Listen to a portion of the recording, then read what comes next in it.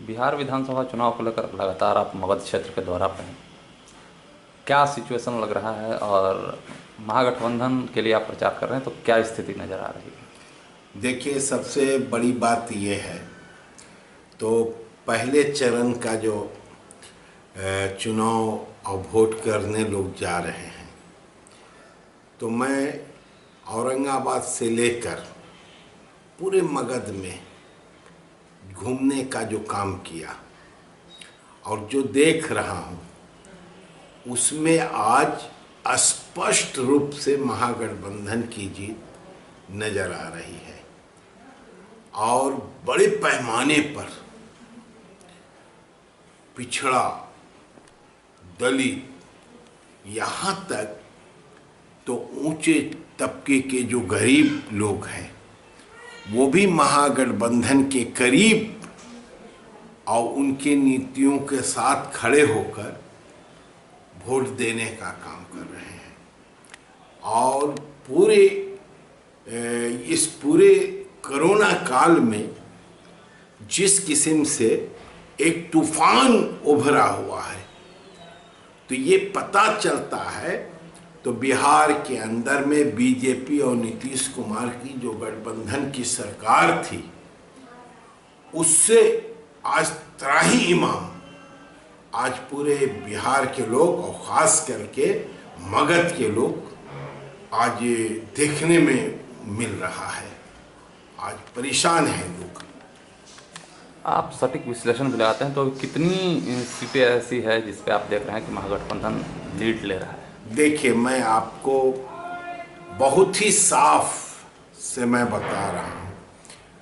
तो मैं औरंगाबाद की बात करूँ तो औरंगाबाद का कोई ऐसा सीट नहीं है जिस सीट के ऊपर हमारी बढ़त नहीं है। और वो लोग बहुत पीछे हैं, वो लोग पीछे हैं, बहुत पीछे हैं।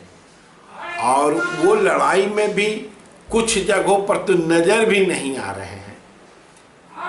हमको लगता है तो बीजेपी और जदयू से बेहतर मजबूती के आधार पर रामविलास पासवान और दूसरे जो मोर्चा के लोग हैं, उपेंद्र कुशवाहा, वो ज़्यादा कुछ कर रहे हैं। बीजेपी गठबंधन तो इस जगह पर नजर नहीं आ रही है।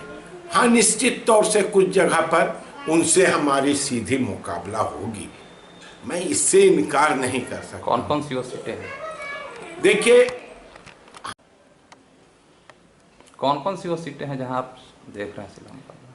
देखिए, हम तो सीधा सीधी मैं ये कह दूं तो हम में औरंगाबाद के अंदर औरंगाबाद, नबीनगर, कुटुंबा, रफीगंज, ये गोह में भी कारण हो चुका है। उनके यहाँ अपने घरों में लड़ाई छिड़ा हुआ है। इसलिए मैं ये भी कह सकता हूँ, तो 6 सीटों में हम सब पर बढ़त बनाए हुए हैं। और हमारे जो उम्मीदवार हैं गठबंधन के, वो सब बहुत ही साफ सुथरे और बहुत ही बेहतर कार्य उन्होंने पिछले दिनों में भी किया और इस बार जनता के बीच जाने का जो मजबूत पहल किया है और राजनीतिक समझदारी के साथ बिहार में परिवर्तन के लिए जो उन्होंने काम किया है, आज उसका फायदा मिलता हुआ नजर आ रहा है। हम लोगों को बहुत फायदा मिल रहा है। और हमारे लाल झंडा के साथी सीपीआई, सीपीएम, माले, ये साथी लोग गांव-गांव लगे हुए हैं और वो जाकर उनके लिए वोट मांग रहे हैं।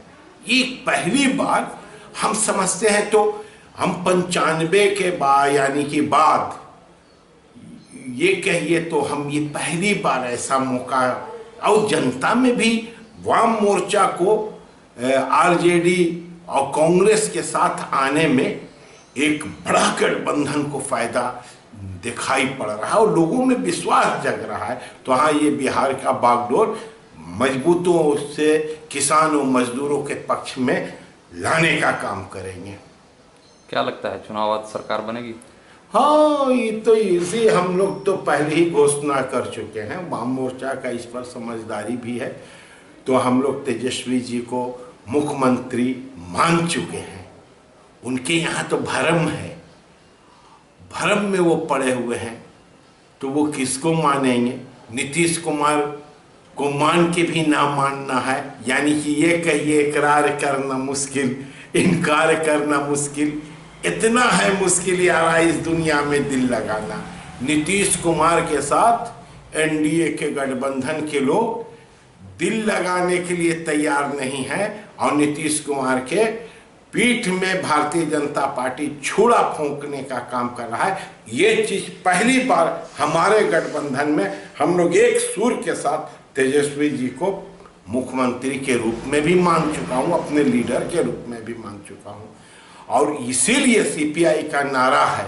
तो हम संपूर्ण बिहार के संपूर्ण भागीदारी के साथ अपने उम्मीदवारों को के पक्ष में हम खड़े हुए हैं। 243 में कितना? 243 में हम 3/3 लाऊंगा। अबरी इनका पत्ता गोल होने वाला है, साफ बिहार से होने वाला है। देखिए, सबसे बड़ी बात ये है, नीतीश कुमार कितना? नीतीश कुमार तो किसी जगह ही पर नहीं है। घर के में आग लग गया, घर के चिराग से। किस जगह पर नीतीश कुमार हैं? मैं आप ही से पूछना चाहता हूं, किस जगह पर हैं? सारे जगह पर उनका हाशिया पर चढ़े हुए हैं। भाजपा के साथ कुछ जगह पर टक्कर है। लोजपा नीतीश कुमार से बेहतर नजर आ रहे हैं, बेहतर नजर आ रहे हैं। अब हमें तो ये बात मैं नहीं कह सकता, लेकिन मुझे ये संदेह होता है, तो ये लोग भ्रम जाल में जनता को फंसाने की जो साजिश रचे हुए थे, वो जनता समझ चुका है। और सिक्का के दो पहलू हैं, बीजेपी के दो पहलू हैं, एक नीतीश कुमार और दूसरा चिराग पासवान। लेकिन चिराग पासवान के चिराग से नीतीश कुमार जलते हुए नजर आ रहे हैं, ये पूरे लोग देख रहे हैं। और ये चुनाव नीतीश कुमार को बिहार से विदा करने के लिए काफ़ी है।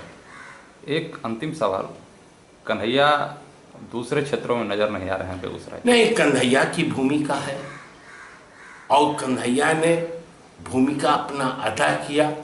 और कन्हैया सिर्फ एक व्यक्ति नहीं है, कन्हैया भारतीय कम्युनिस्ट पार्टी के राष्ट्रीय लीडर है। और उस रूप से इरफान अहमद से कोई पूछे, राम नरेश पांडे से पूछे, अवधेश राय से पूछे, या गरीब दास से पूछे, किसी से भी पूछे, सब में कन्हैया है और सब कन्हैया का है। इसलिए 70,000 कम्युनिस्ट पार्टी का प्रतिनिधित्व बिहार से कन्हैया देश के अंदर में करता है, और देश का लीडर है हमारा कन्हैया। पूरे बिहार के अंदर में उसका मैसेज जा रहा है, तमाम उसका बात जा रहा है, और वो लोगों के बीच में भी जाएगा। ये कहा जा रहा है कि आरजेडी परहेज कर रही है कन्हैया। नहीं, परहेज नहीं, ये देखिए, ये विरोधियों का एक प्रचार है। नहीं, उसके तो तस्वीरें भी नहीं लगाई जा रही है, कांग्रेस के लोग लगा रहे हैं। तस्वीर तो मैं सोशल मीडिया से लेके तमाम जगहों पर, हमारे लीडर डी राजा का है, अतुल कुमार अंजान का है, येचुरी साहब का तस्वीर लग रहा है। हर गठबंधन का धर्म कुछ होता है, और उस धर्म में आप लोग कुछ कुछ चीज़ों को देखते हैं। सब तमाम राष्ट्रीय लीडर का है, उसमें हमारे डी राजा का भी है, और उसको एक्सेप्ट करते हैं हम लोग। क्या कन्हैया और तेजस्वी मंच साझा करेंगे?